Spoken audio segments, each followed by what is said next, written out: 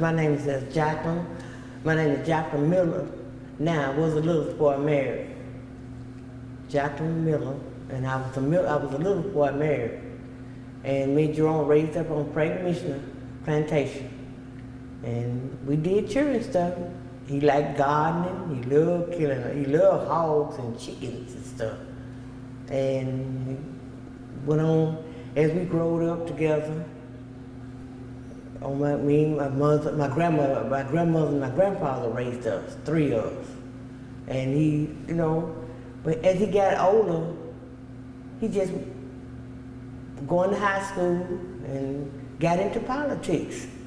And from there on, he just, I don't know what made him do stuff like that. And like I said, he just liked the stuff like that. But cause this immaterial stuff, I didn't know nothing about it until he started up. Cause in 1955, I was born August 21st, 1955, and immaterial got killed in August of that year. I think August 24th, like 3 days. 3 days. I think I was 8 days old when he got killed. So when Jerome started this, that's when I know something about it. At that time I didn't know nothing about it.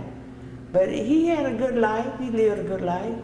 He had his good time, he had his bad time. And me and fights. We used to fight all the time.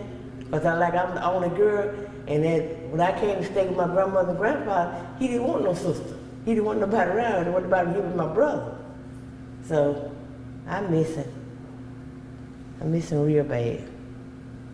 But like I said, he got into politics after he finished high school, went to the army, came back, and he tried to straighten the county, tear that county up. Because people, we wasn't getting the stuff we supposed to get. We wasn't getting the things that we supposed to get. Like our water. We had bad water down there on the pond. He's got that started. Okay, then he got with the immaterial stuff. Tried, for not to let this young man die in vain. So those are the things he just did. That's all that's just things he did. And I was proud of him.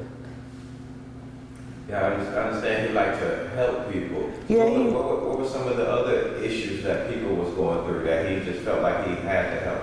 Well, I didn't really keep up with him on stuff he did. And like I said, the immaterial, we had bad water. That was the most thing we had. And him and the enemies, and Robert, and this what you call them, the seven. It was seven of them. The Magnificent. Yeah, the Magnificent Seven got together, and he just bought Tallahatchie County out. He built houses, these rural houses, these apartment buildings. He had them built. He had them apartment built. I worked with him on that. Placing everything, how many 2 bedrooms, 3 bedrooms, stuff like that. He bought that in here. But some people, I'm gonna say white people, some of the white people didn't like the way he ran stuff. Cause on the night he was the first black supervisor. And one election, we was on our way, my sister-in-law was on her way to Charleston taking the box back, and he had a Eddie Bayou. But he wasn't in that car, and somebody ran her off the road, thought it was Jerome in there. But it was my sister-in-law. Jerome was here in summer, but they thought they know Jerome truck.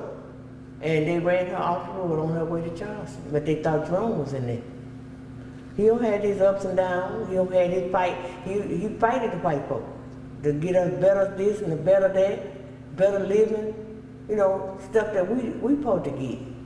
Not all to the white people. Now, I'm just gonna tell you the truth, now, don't nobody recognize him. These white folks do not recognize what Jerome did here. I ain't gonna say all of them don't, and some of the black don't, but a lot of people he stood up for or did for people, they don't recognize him now. That's why I don't, with Jesse them asking me to come and talk to y'all about it, I really don't say nothing about it because it's making me angry. Because now, like the supervisors now, what we got now, like I told him, you'll never put your piece in Jerome's shoe. You'll never do what Jerome did. Because we can't get our driveway fixed. We can't get our ditches. Jerome dig them ditches. Jerome got the ditches there. Water stands in my daughter's backyard just like a river. And if we asked the man then, Jerome had been here, okay, that ditch been digged out. Okay, like these roads, some of the roads, they not straight.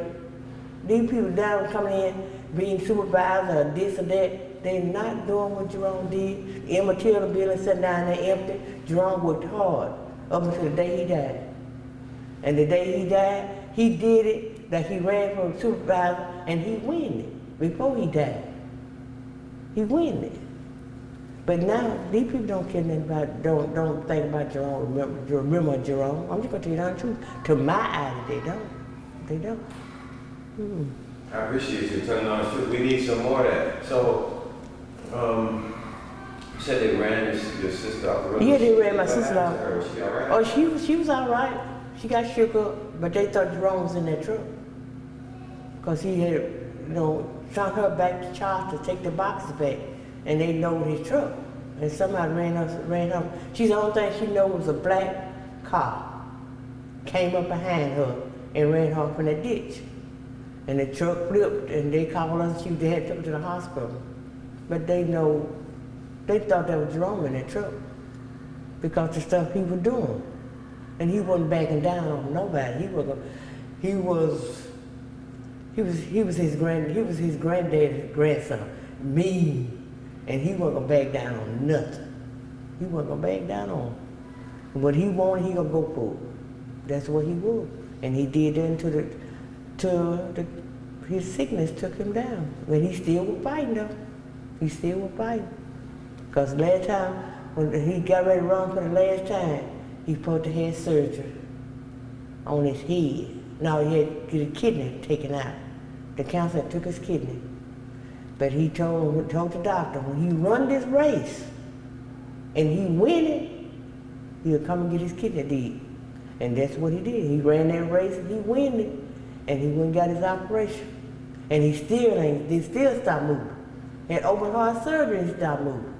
Had brain surgery and then stopped moving. Had lost a kidney, still going. Never did stop moving. Never did stop. Even the man that ran against him, he told him, like I said, he said when he ran that race, then he'll do what he had to do. And that's what he did. He ran that race and he win. Sure did. He just was like that. He just was I can't describe what he was. He's just my brother. And like I said, it was 7. My mother has 7 kids. I'm the only one living there. I'm the only one living out of 5 boys, 6 boys. I'm the only one. I lost one brother.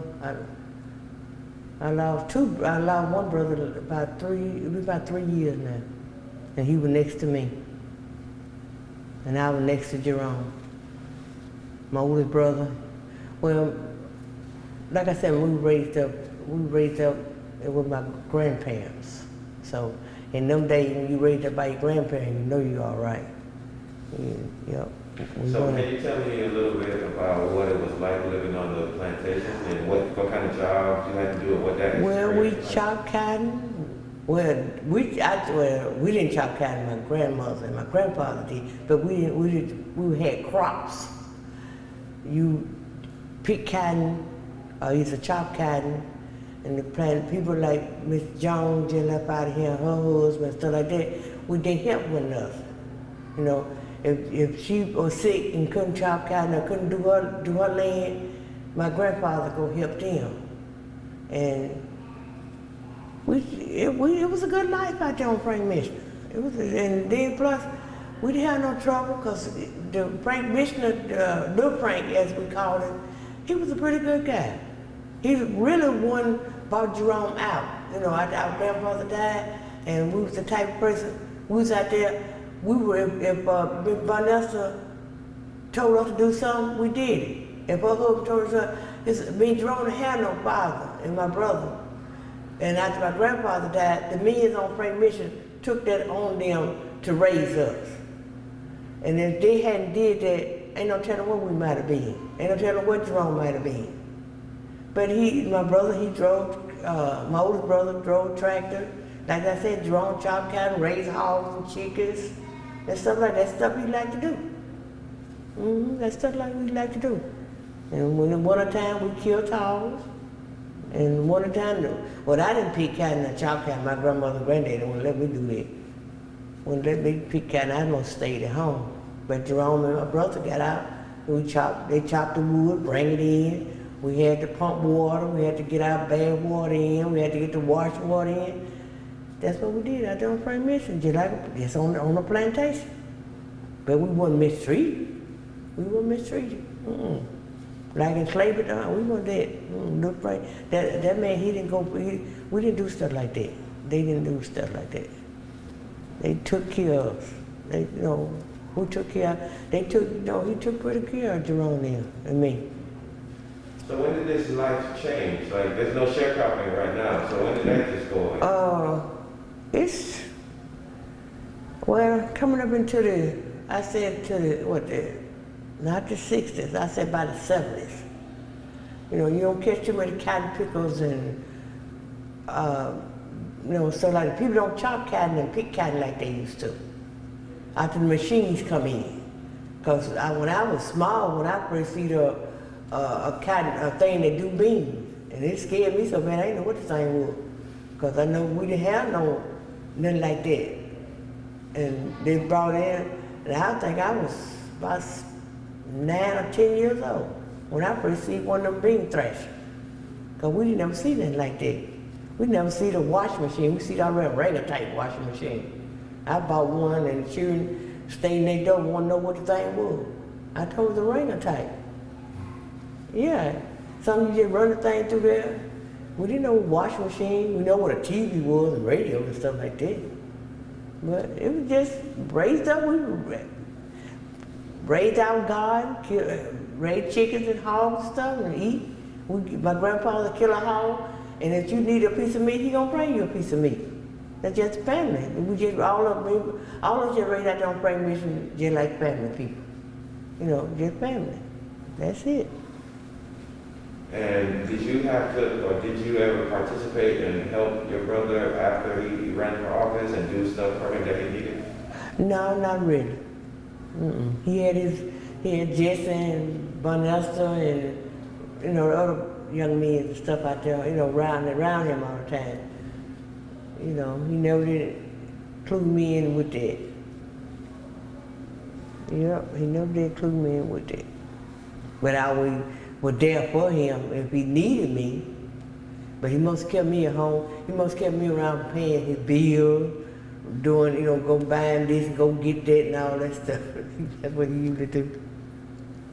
I had to go pay his bills, and I took care of him after he got sick. I took care of him. I took care of him till the good Lord told him to come home. I took care of him and my mama, my grandmother. They were 90. My grandmother was 99 when she died. My mom was 90. I think she was 92 or 93 when she died. My grandfather's been dead since I was 5. And where was your grandmother living when she died? On the plantation, no, we stayed down there in Goose Farm. We stayed now. And how did that become? I know he started to help people get housing. How did that? Yeah, the apartment houses. He had them apartments right here in Summer, Tutwiler, Charleston, Glendora. Glendora was the first apartment building he had built. Because we didn't have nothing like that. People they probably low income houses. Because most of now, in Goupon, we moved to Goupon in 73. No, 72. We moved to Goupon. We stayed out there on Frank Mission. Everybody else was moving off Frank Mission, so we got the last house on Goupon. But he the one who had these apartments built. Yep. And where did he get the money? Did he have to raise the money? He go out there and get different Washington and different places. Get out there and get to talking, and the money started rolling in. So he went to Washington and signed stuff. And come back and get to talking and stomping his foot and fussing and going on, and some people started bringing money in, just like this building right here. This used to be a grocery store, and that building down there used to be a sewing. That immaterial building down there, that was the people go in sewing. And when they closed it down, he fighted for that building to be the immaterial building. But I don't think they're gonna never open it up though, because the money was coming in. They say that, I asked the man one time, what happened to the money that they got for immaterial building to be completed? And they said that money, since he was dead, it went, I don't know where it went to, but they never did get it. So you're saying there was progress when he was alive and after he passed away? That was it. That was it. Everything was going fine, long he was living. But after he passed away, that's why I say people don't care what he did back here. They don't think about that now. And these people that came up behind him ain't doing what he tried to do. They ain't doing it. They ain't doing it. They say they gonna do it, they ain't doing it. They're not doing it.